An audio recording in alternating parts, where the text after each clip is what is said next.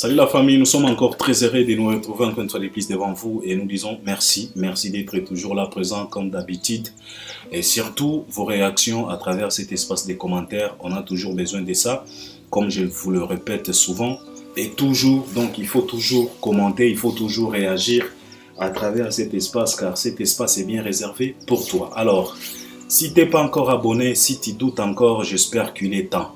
C'est juste en bas dans les coins, tu cliques, tu t'abonnes.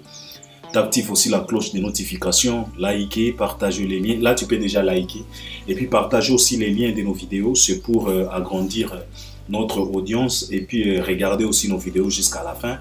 Ça aussi, c'est très, très important. Et puis, par après, si tu as quelque chose que tu voulais partager avec nous à propos de tout ce qu'on va développer, analyser, décortiquer ici, en tout cas, tu peux nous laisser un commentaire. Si tu veux nous contredire, si tu veux nous révéler des choses, si tu trouves qu'on ignore quelques réalités, en tout cas, il faut intervenir à travers cet espace des commentaires. C'est très très important. Car, tous en a monopole la vérité. C'est de ça qu'il s'agit. Alors, je suis là, Albert Premier. C'est tout simplement l'actualité qui m'oblige de me présenter devant vous. Nous, on parle souvent de la musique. La chaîne Albert Premier, c'est de la musique. On décortique, on analyse, on critique, on donne des conseils, on révèle des choses, on propose. C'est ça, Moussa Lambiso. Alors, je viens parce que il y a de l'actualité. L'actualité qui concerne qui?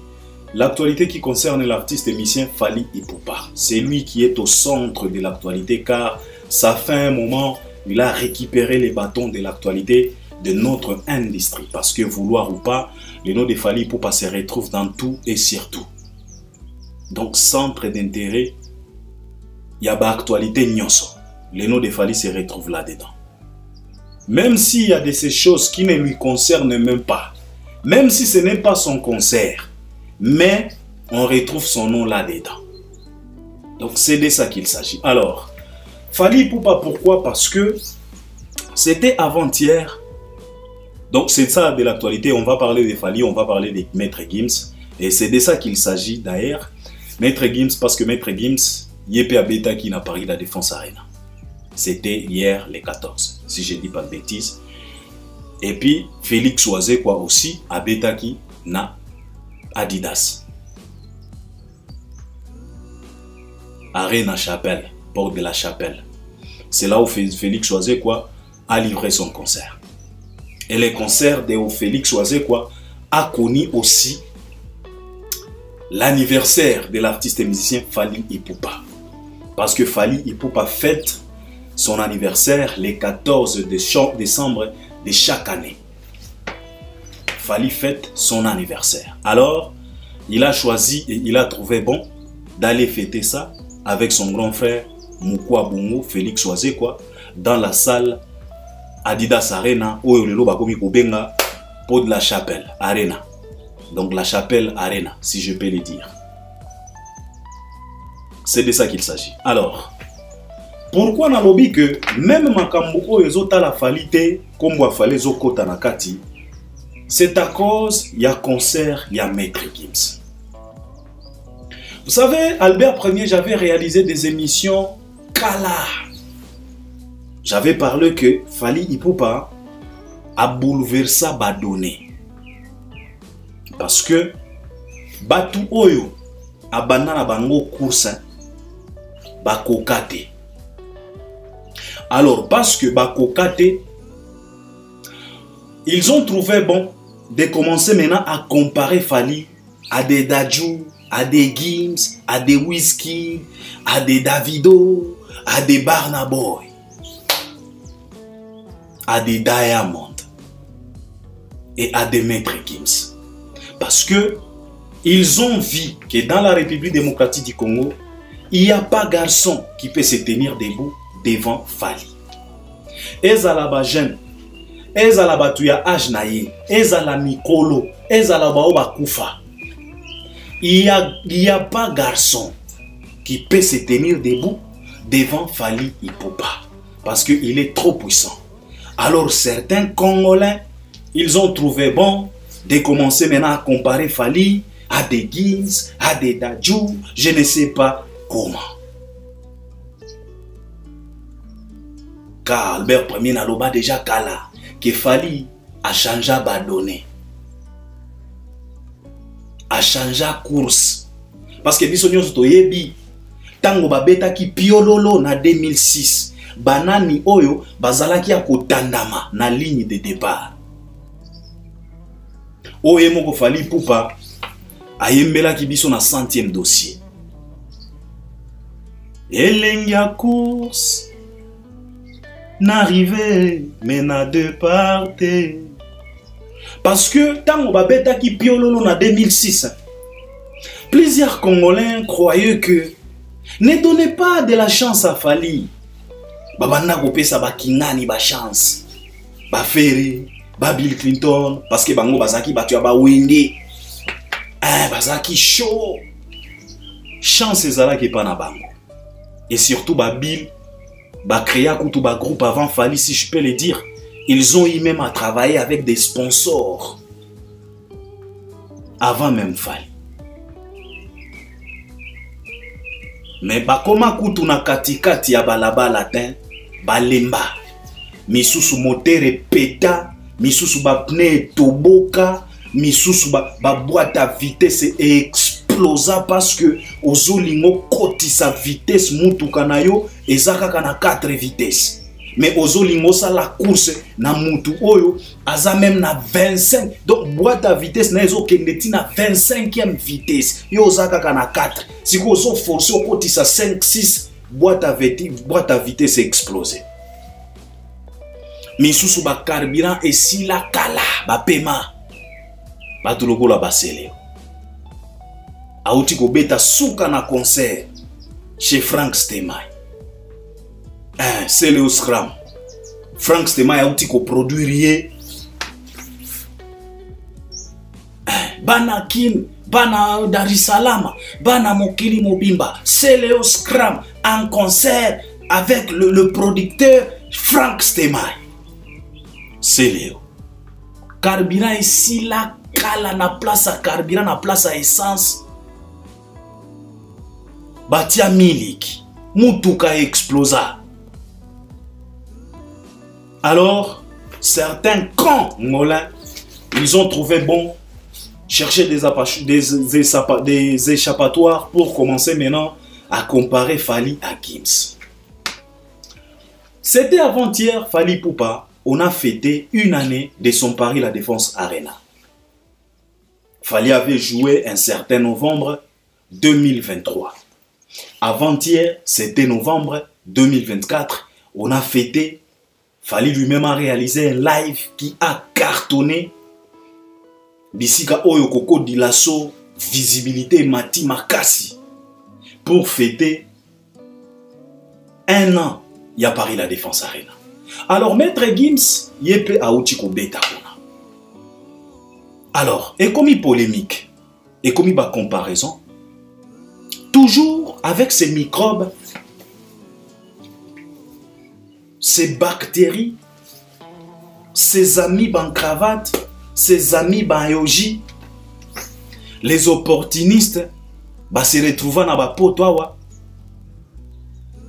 Mais intégration mon boulot, il commence maintenant à comparer Paris La Défense à Gims, na Paris La Défense à Fally, en disant que non, Maître Gims, il va jouer na format à 44 000, ceci, c'est là, ceci, c'est là. On a vu le bourrique de la République, Miguenyema. C'est filmé avec Maître Gims et les papas de Maître Gims. Et c'est là où le bas blesse. C'est là où moi, je vais m'attarder. C'est là où moi, je voulais développer, décortiquer. Vous savez, biso ba Congolais toyebi comportement ya Maître Gims. Toyebi qui est Maître Gims. Toyebi la force, la notoriété, le succès que cet homme a connu en France. Mais à ma grande surprise, hein, aujourd'hui, c'est Maître Gims qui s'affiche maintenant avec des gens comme le Miguenyema pour annoncer la configuration de celui-ci. Bon, na yebite, soki bozo comprendre makambo, na niveau oyo nga nazo comprendre, na niveau oyo nga nazo zuela yango. Tango na moni pe na maître Gims, na papa na ye, na Miguenyema. C'est maintenant Miguenyema qui nous annonce que tous les 44 000 places est sili. Et puis maître Gims azawana. Maître Gims, oyo biso toyebi.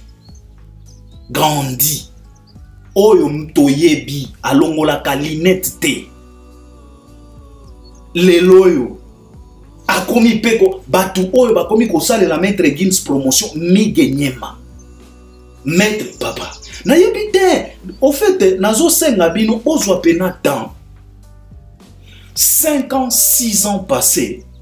Botalana nous maître Gims. Oyo abanda kozala mythe et pas même ya ba congolais. Biso moko ba congolais to banda komona maître Gims loko la mythe moko boy. Toi tu peux t'approcher. Eh papa, Gims grandit. L'homme aux lunettes noires. Même les Français s'est posé la question de savoir comment est les yeux de Maître Gims. Mystère, mythe, moko boy. Maître Gims.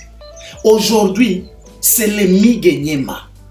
Nde bakomi ko sala, nde bakomi ko filmer concert à Gims. Ah bon? Vous savez, tant qu'il y a la vie, il y a de l'espoir. Et là qu'on a ligné la Fali, fala e baka ko silisa batu valeur. Na ndenge moka ko sakanata. Vous savez Albert Ier, tango bandeko yo babanda ko zala considérer lokola bambangalogue et pas ya Fali biso to sala ba émission pona ko boya makambo wana. Albert Ier na sala émission na loba que et loko oyo e bomaka batu e pa ya Fali. Ezalaka maloba ya Fali te. Ezalaka silence ya Fali. Les silences de Fali, tu corriges mieux que les bla bla bla bla bla.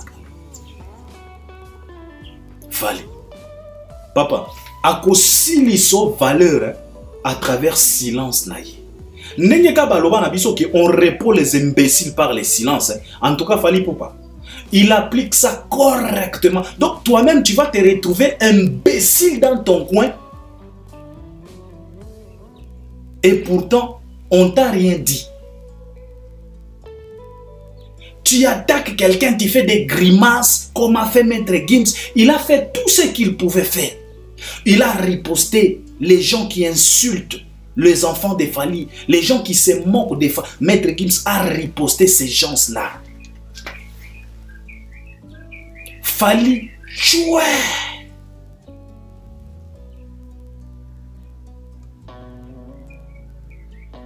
Talasiko. Vous savez Maître Gims Moni fala yemba na Maria PM. Une chanson tirée de l'album Contrôle. Fala yemba le monde trop matata. Omoto sala le monde zayon zambe tata.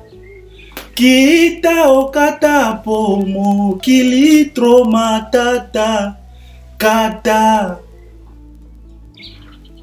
Adamu Fala imba mokili za matata.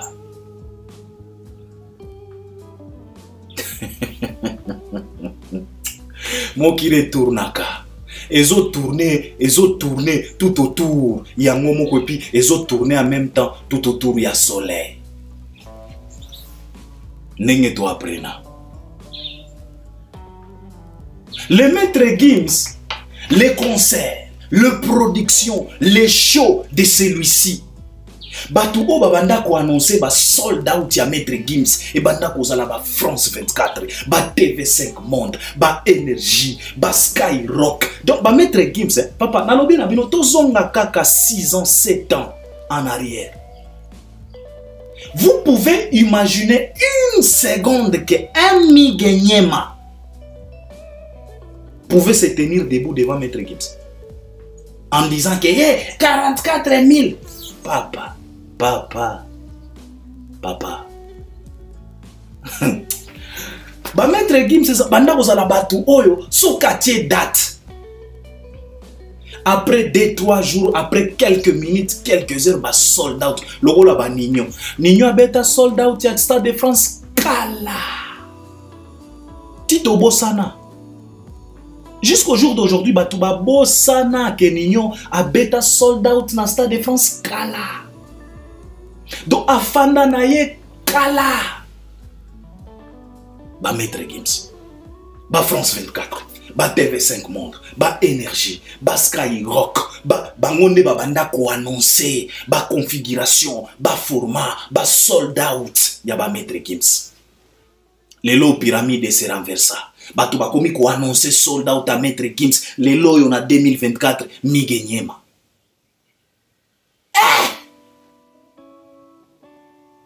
Lelo yo batu bakomi ko annoncer ko informer batu configuration oyo Maître Gims azui migenyema. Les bourriques de la République mige. Maître Gims oyo ba congolais ba silika tango ba miziki ba pekisa ba combattant ba congolais ba lela Maître Gims osalaka na poto osalaka nimi pona bande kona yo congolais osana na autorité Maître Gims oto banda kolenga leloyo concert à Maître Gims dans la plus grande salle de l'Europe bato ba komi ko annoncer les biso configuration ya Maître Gims Gandhi ba mige au moment où Fali ba fanatique na ba warrior balobi non aux idiots de Saint-Denis. Mais ce sont les idiots de Saint-Denis aujourd'hui qui informent maintenant aux gens la configuration qu'a pris Maître Gims n'a parlé de la Défense Arena. Bino moko bo comprendre de quoi il s'agit. Vous savez mes chers frères, hein, on n'attaque pas un élit dédié gratuitement comme ça. On a déjà expliqué ça maintes fois. Car le Seigneur Tout-Puissant a koki ko confondre bino. Et personne ne peut se tenir debout devant l'Éternel. Je l'ai déjà expliqué. J'avais dit un jour que même si tu rencontres les diables en personne, Lucifer, vous discutez tout autour à table avec ses disciples, ses démons, ses djinns. Tu lui proposes de néantir un élit de Dieu. Lucifer va te répondre clairement que c'est impossible. Car c'est un élu de Dieu. On ne s'attaque pas à un élit de Dieu comme ça gratuitement. Dieu va vous confondre. Yango tokomi komona. Le loyo Maître Gims Gandhi. Atelema boye. Yo pe mi genye mo telema. O banda pe koloba. O tala bakiti.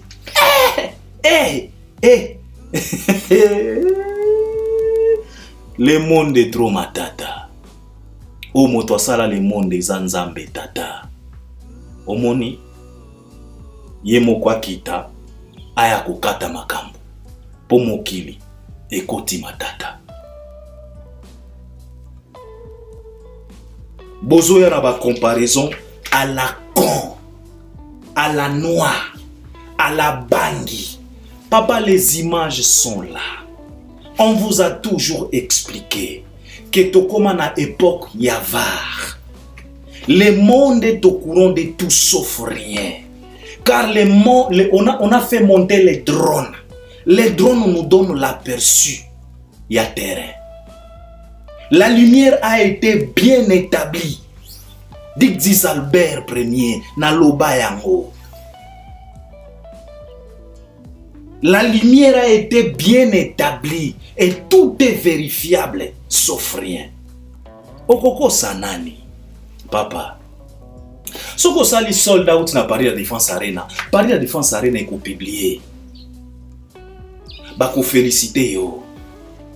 Bako reconnaître performance na yo. On ne force pas la nature. Et tu ne peux pas tromper la nature. Biso nyo sotoza na mi sotozo tala.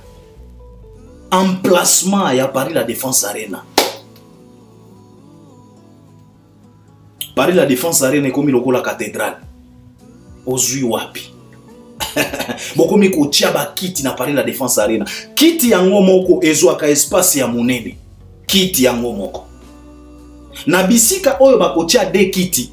Soki otelemisi bato. Bato bakoki ko telema 3.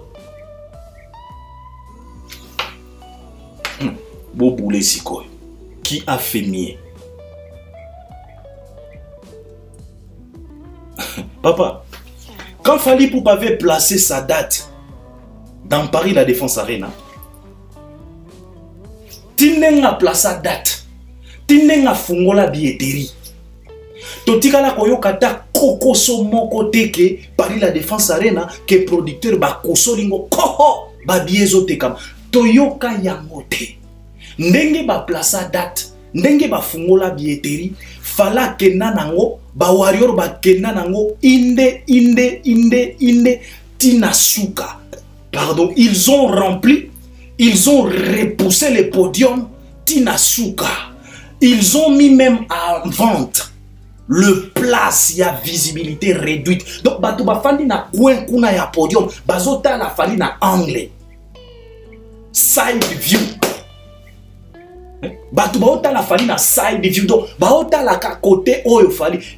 Donc pour ota la ilongi, il faut fali à baluka. Bato ba fanda na Paris la Défense Arena ya pali. Ya fali. Sko bozoli nga boya ko kosa banane. Boya ko intimider banane.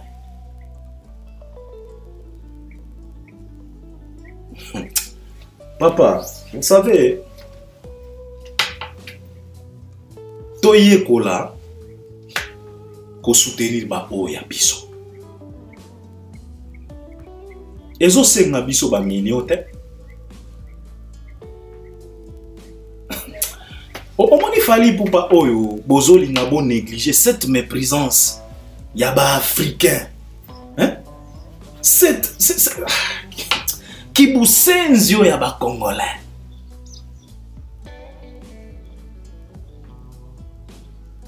Tomoni concert à Gims, tomoni.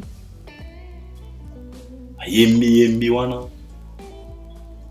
Ba ekopé ça épé ba disque ceux qui ba disque des diamants ça c'est normal. Ça c'est normal. Et ça le zomona ntaba bazo pese matiti. C'est normal. Bilei nae Gims abanda musique nae en France. Dans un pays structuré, dans un pays de traçabilité, dans un pays où bazan la culture et la consommation, on consomme, on paye des factures. Batu bazan la culture wana. Biloko ya gratuité na poto wa ezalakate. Voilà. Ezalakate. Biloko ya gratuité ezalakate, tu dois payer les factures. Comment on a mettre Gims ça na ba certification? Eza loko lo moninta bazolia matiti. Eza exploitant. C'est normal. Il chante en français. Il a grandi avec cette musique. Il maîtrise bien les games.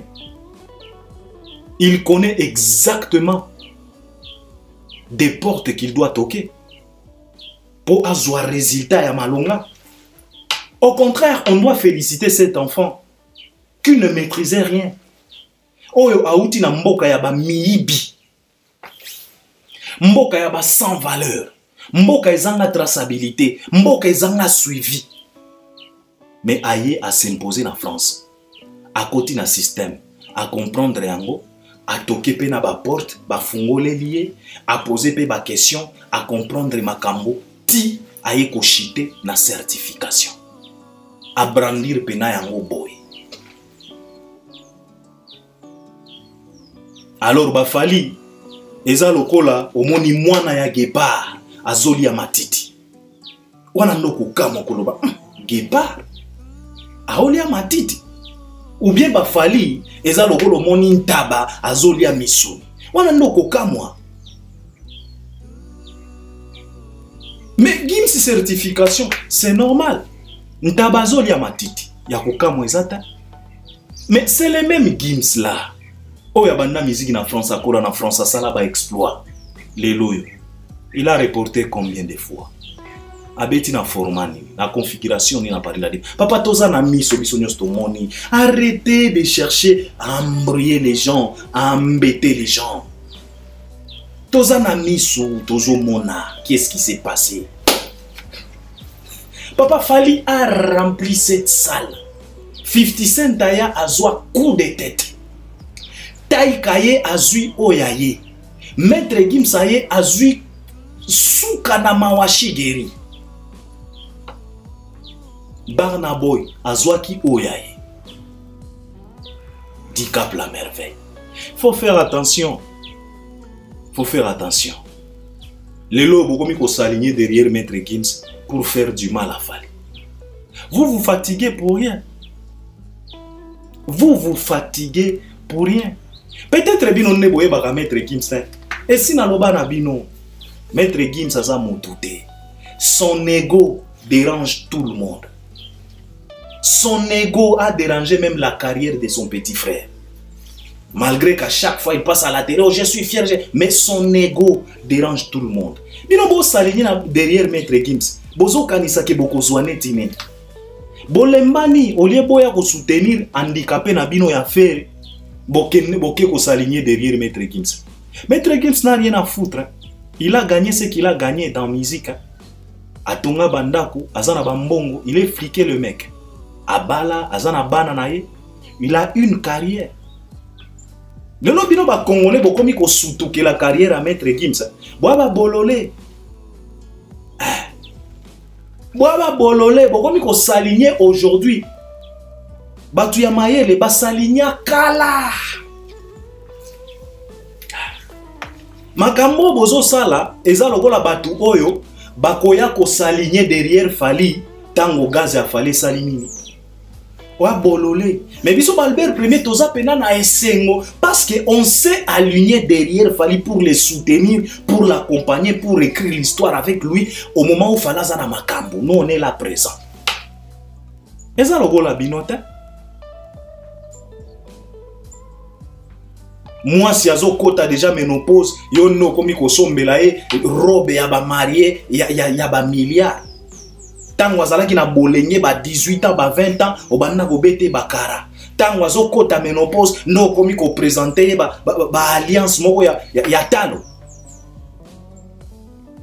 Wa mobali ya zoba. Boa maele temps et puis ngana ka mwaka spécialité na bino ezalaka ko soutenir batu oyo basa faible. Baza envoyé à disparition. Nebo soutenaka. Tango Gims abanda kozala na makambo. Obanda kozala derrière yeta. C'est la honte. Vous savez, Gims c'est un Congolais. Fally c'est aussi un Congolais. Alors arrêtez tout ça. Arrêtez tout ça. Et ko ede bino na eloko mokota. Omoni Kosala makambo boye, ko s'aligner derrière Gims en croyant que vous faites mal à Fally, bozo perdre temps na bino. Pardon, Fally ne vous calcule même pas. Depuis que Gims a commencé ses grimaces, ses provocations indirectes envers Fally, est-ce que Fally a ko réagir? Atala kaeka na misut. Soki ba kutani quelque part, Gims a tiré en œuvre. Hypocrisie nae a koma ko filmer Fally. Oh aigle Fally azotala ekaboy. Parce que za mukolo nae na âge, na maturité, na sagesse et puis na intelligence. Fally leki Gims musika. Atala ka ekaboy. A usala ba grimace, ba provocation. Fally otala ekaboy. Aosala net azo soutenir Ferre c'est mon gars sir. Gims Gandhi Leloyo, un musicien congolais. Abanda kozala tonga sir. Hey. Et comme kosala na Sonia na Passi. Vous savez, cherchez pas à comparer l'incomparable. Fallait adundi bango nyonso na Paris la Défense Arena. Même Paris la Défense Arena nenge zawana ba témoin. Nena Gims yemoko nenga zawana aza témoin. Alors botika kwa mbrouiller batu. Le monde est au courant de tout sauf rien. tokozonga poto ya ko décortiquer likambo yo bien bien. Alors Fally Ipupa azalaki na Adidas Arena Chapelle, soki Arena Chapelle, soki Pod de la Chapelle. Tika to bengango ka Adidas Arena ndenge to mesana nango. Il a fêté son anniversaire là-bas. Après que Togoya, nakoya parce que nanu nasali analyse ya concert à Berlin te Togoya kolobela nakosala analyse ya kosala bilan ya tournée européenne ya Fally. Parce que batu bazo senga Albert bosala bilan 2024 me bandeko. Bolingi to sala bilan 2024 bilan yango tokosala yango par rapport ya nani? Par rapport ya ni? Bilan 2024 yo na miso na yo moko zomona te qui est le bilan, qui représente le bilan. C'est Fally qui représente le bilan. Yo soki muto atuni yo bilan ya musique na biso ya 2024 pesa eka Fally. C'est tout. Mais tokoya kosala ndenge bosengi mais avant na sala bilan ya année na kosala na no bilan ya tournée européenne. Lelo na kaka ko récupérer situation oyo parce que tomoni makambo komi ebele ba posta wa o maître Kim papa. Fally a beaucoup tié sérieusement. Paris la défense arena ekoma ko ndeko koma cathédrale. Ekoma cathédrale. Na ndenge ni concert comme une mariage. Yo kende ko bambela batu bakiti na ba fosse. Po esala netini. Les blancs aiment sauter. Les blancs aiment bouger et puis les blancs bougent en désordre. Mais au fond d'ici il faut arrêter. Fally azaki na Adidas Arena, il a fêté son anniversaire. Alors lobby to banda go discuter on a ba master ba lobby na Albert. Olobaka ya solo Fally azalaka mutu ya banko na lobby na bango mwana bandale. Bino bokanisaka Fally azalaka yuma lokola batu ya bawenge. Et si na loba yango awa, il y a aucun wengeman. Je dis bien aucun wengeman. Il y a mwana ya mokolo, il y a tata ya mpaka. Il y a aucun wengeman. Oya koki kotelema devant Fally na likambo ya esprit. Parce que bana wenge nyonso sauf personne balela. Bale Adolphe alela. Jibe Piana alela. Wera alela. Ferre alela. Lacoste alela. Babindo alela. Bila alela. Selewa Uchiko lela.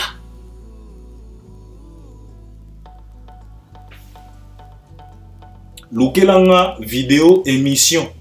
Bisiko Fala zolela. Bisiko Fala o se lamenter. Bisiko Fala o se victimiser. Lukelanga vidéo wana. Ata ya 20 secondes. Au brandir yango total. Mais bana nyoso ya wenge balela. Ba wera toyebela ba grand esprit wera alela à travers Papi Kakol. Oh Fally mutu akomi ko bloquer banze mona biso na ba trace. Ah bon? Bino mutu boyembela biso mwana mobala alela kate.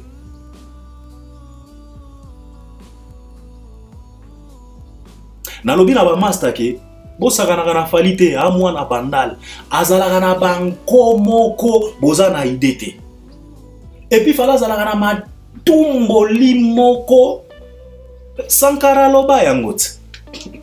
Sankara loba yango ke biso bana bandal bosala keba biso topesaka batu ba kombo epi kombo ezuyo. Lelo soki fere babengaka etilapia Sankara.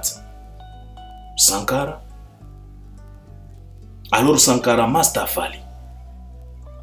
Donc matumboli oyo et puis fallait kendaka nango à l'international donc au tumbola yo pena na niveau international.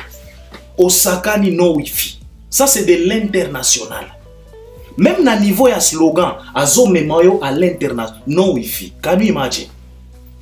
Mais soko tali bande ko na biso slogan ya pamba localité na localité. Oh mubondo. Oh king ngodi. Nalobi na ba master ke Fally azalaka na banko. Albert Fally pena bisika oyo ndeko na ye abeta concert oyo batutela katolo Fally akende ko fêter anniversaire. Ba yembeli pena joyeux anniversaire. Fally azala mutu mabe nalobi na bango te. eza kozala mutu mabete. Mutu na niveau na ye. Voilà. Ezalaka na ba foyer mosusu. Po basala achat.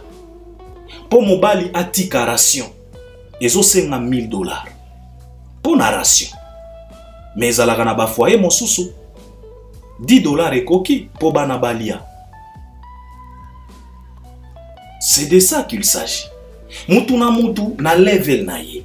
Mutu na niveau na ye. Eza makambo ya méchanceté te.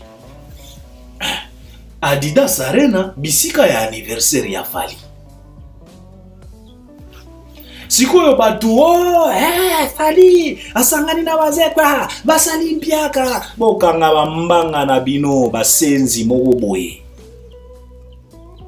Fally atalisi bino ke bisiko bino botutela katolo ya kokiko ya wana telemi kaka. Atelemi kaka. Bomoni Fally ndenga zo telema kaka o telema kaka o tala batu ya culture PIV azotala Félix Wazekwa ndenga zo Fally azotala kaka. Baye na gato baye mbelie happy birthday. Happy birthday to you. Mbota Mailam na Adidas Arena.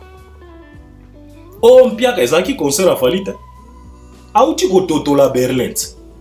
Sakana na mwana mobali oyo ao se retrouver na scène 3 jours successifs. Jeudi, vendredi, samedi na scène à MBP. Omoni bandeko. Adidas Arena ezaki concert a Fally. Ezaki concert a Wazekwa. Ezaki concert a Fally te. Botika kutu ko perdre temps na bino. Toko ya kozonga, toko zongela pena likambo po totali sabino. Ezaki concert à Wazekwa. Wazekwa n'a rien à foutre avec vos moqueries. Peu importe manière. Oyazo koti sa kombo na ye na histoire ya musique na biso. Wazekwa il se contente de ça. Lelo yo soki ba lobby Congo et réaliser les biso liste ya batu ba beta stade des martyrs malgré mpiaka. Kombo ya Wazekwa eko se figurer na liste wana. Mais kombo ya Blaise Bula eko zalata. Kombo ya Adolphe eko zalata. Nazolo bana ba carrière solo na ba. Kombo ya Bina File eko zalata. Kombo ya Macintosh eko zalata. Kombo ya Lacoste eko zalata. Kombo ya Franco eko zalata. Kombo ya Tabule eko zalata. Kombo ya Lutumba eko zalata. Mais les noms de Wazekwa, tu peux retrouver à mon liste. Et aujourd'hui, si on demande à la salle Adidas Arena de nous sortir la liste de ces artistes qui se sont produits là-bas, les noms de Wazekwa et qu'on figurer dans la liste. Donc, peu importe manière où il y a côté la histoire et la musique na biso, il se contente de ça. Wazekwa n'a rien à foutre avec vos moqueries. Vous pouvez vous moquer comme vous voulez. Fally est venu pas pour un concert. Il est venu pour fêter son anniversaire. Na salle oyo bino bobeta. Ye aye ko fêter anniversaire wana. Ta niveau. Tala niveau. C'est de ça qu'il s'agit. Alors Wazekwa a beti concert nae sans problème. Spectacle, babini, sauf que j'ai trouvé un peu Wazekwa réservé. Peut-être vieux Azana nous yakobika bien un monstre pena ninge na ebeli monstre. Bon na ebita peut-être ngande mutu natali pena mabe, mais j'ai pas retrouvé vraiment les Wazekwa monstres d'amour. C'est comme si le vieux s'est préservé un peu, c'est comme si le vieux s'est réservé un peu. Mais c'était bien, spectacle, Hans Luzolo, Maman Mbali Osombo, et puis temps fort, c'est la présence de Fally Ipupa, il a chanté, ils ont dansé des 107. En tout cas, et ça l'ipena kitoko makasi. Et les gens étaient joyeuses. Et puis je félicite aussi performance, il y a Bercy Moana. Bercy Moana, pena, Atali Sibisoke, Aza pena, one man show. Il peut faire les shows. Yé moko Bercy Moana abwaki tokenaki na feta bananti bandeko donc kitoko makasi et ça lipena kitoko makasi donc et puis Fally pe azui micro ba pesi pe parole devant gâteau naye, fala lobby, a remercier Oazé quoi, et puis a lobby li kamamote mamabia ba congolais. Au moins il est tokomi ko pousser ba tuloko la ba fali ba bandaka koloba. Et pourtant ba fali ba bandaka koloba terre. C'est un peu triste tout ce qu'on est en train de vivre dans notre musique. Normalement ba honneur wana, il fallait ba vie misusu nde bazala honorer bongo. Mais bazo raté kaka. Pona nini? Lotoko.